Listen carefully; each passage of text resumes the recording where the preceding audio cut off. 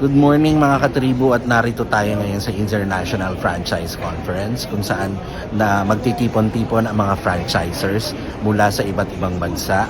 Dito nga ito ginaganap sa SMX Convention Center dito sa Pasay at dahil host ang Manila. At nakausap natin ang mga opisyal ng Franchise Asia, Philippines, at sinasabi pa rin nila na ini-encourage pa rin nila ang ating mga kababayan na magtayo ng franchise business sa kabila ng Middle East crisis. Pakinggan natin ang ating naging interview sa kanila. Ma'am, sa dinadanas natin crisis ngayon, advisable ba sa ating mga kababayan pa rin ang kumuha ng franchise? Opo. Alam niyo po, ngayon, mas gusto nilang kumuha ng franchise. Kasi po, ang franchise, ang success rate ay 90%. Kesa mag-invest sila sa bago na hindi pa sigurado. Po. So ngayon, talagang we are expecting more visitors to come because the others, they have money to invest, but they don't know if it's gonna be successful. But with a franchise, because nandyan na may franchisor dyan who will help you, they're willing to. Kasi ready na yung mga material. Babayad na lang.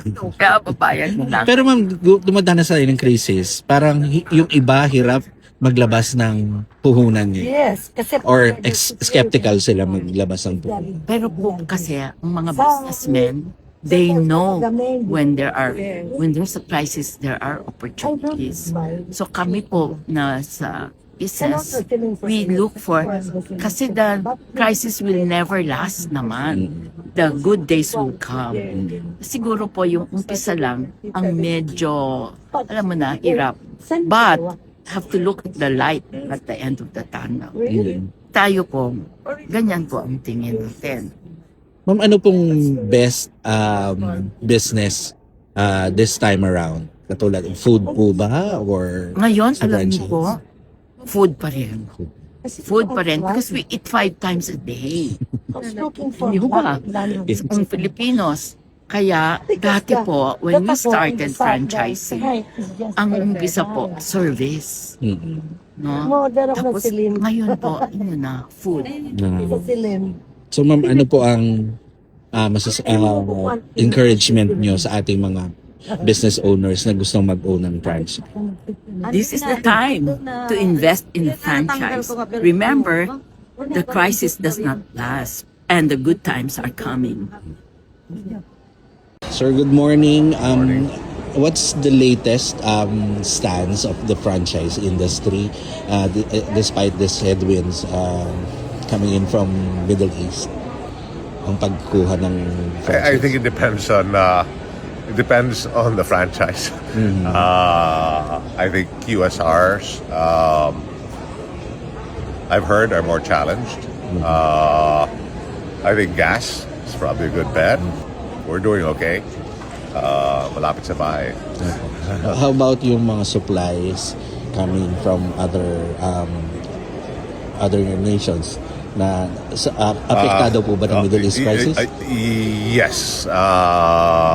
I can say that I think industry fill rates, or ours, but probably industry, they've dropped significantly. Yeah, you have shipping, you have imports, you have raw materials, even for the guys who manufacture. So yeah. So, you said na depending sa franchise na kukunin this time around. Yeah. Ano pong best franchise ang pwedeng kunin? Sir? Something that benefits from the crisis. I can't. Yeah. I mean, we're doing all right. I think gas stations are doing all right. I don't think most restaurants and QSRs are challenged. So, food business, okay pa naman? Well, like I said, I think the QSRs are challenged. That's what I've heard. It's natural. They're further away, and if you have less money in your wallet, you're less likely to eat there. You might go to the Carinderia instead. What's your advice for those na gusto mag-franchise for this year? Your guess is as good as mine. You will have fewer franchisees applying, I think, because People will be opening fewer stores. People have less capital.